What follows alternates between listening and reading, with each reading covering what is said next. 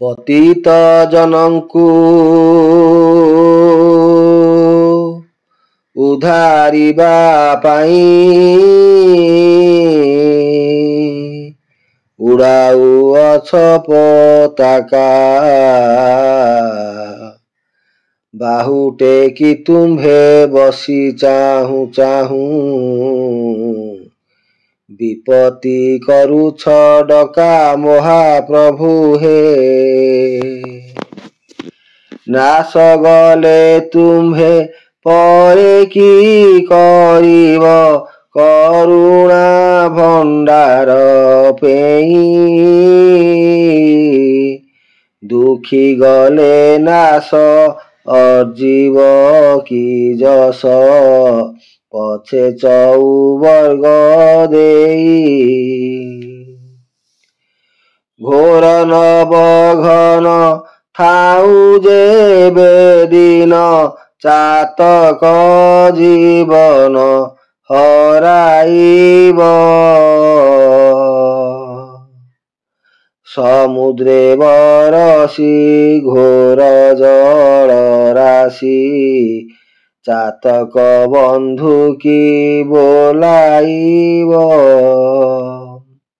ମାଳତୀ ବକୁଳ ବିକଚ କମଳ ବନ ଥିବଳି ଯିବେ ମରି,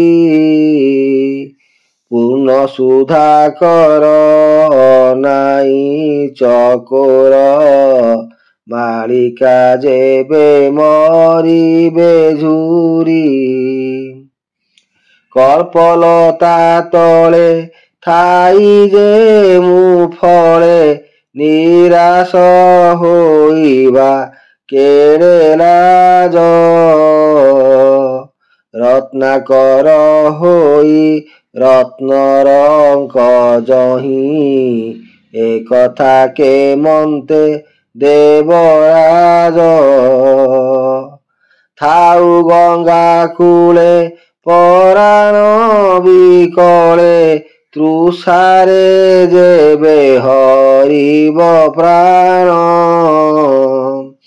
ଦିନମଣି ଥିବ ଅନ୍ଧାର ହୋଇବ ଏକଥା ପ୍ରଭୁ ମନକୁ ଆଣ।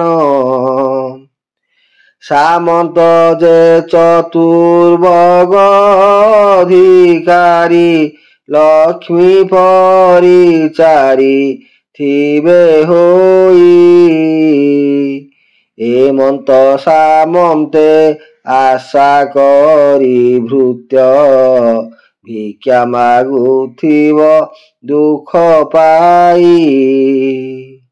ଏଥୁ ଅଧିକ କି ଅଛି ଲୋକ ହସା, ଆଉ କି ରହିଲା ପ୍ରଭୁଆଣୀ।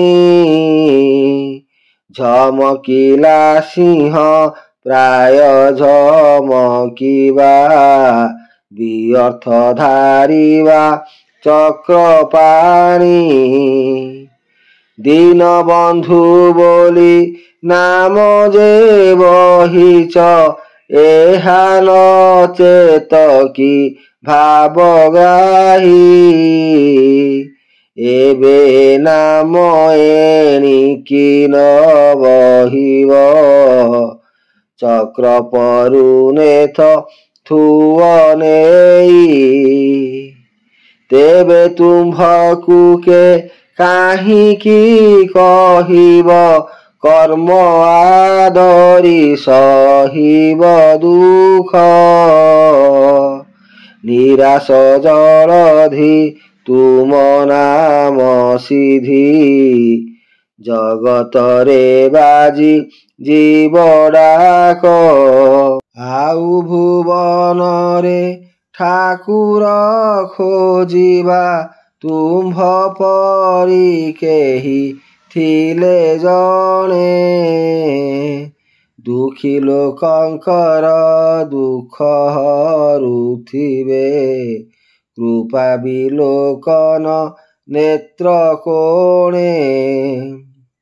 ସୁଦର୍ଶନ ନାମେ ଚକ୍ର ବହିଥିବେ ଟେକି ବାହୁରେ ଦକ୍ଷିଣ କରେ। କହେ ନିତ୍ୟାନନ୍ଦ ଅପରାଧୀ ମନ୍ଦ ମୋହର ଶରଣ ତାଙ୍କ ଠାରେ। ଜୟ ଜଗନ୍ନାଥ।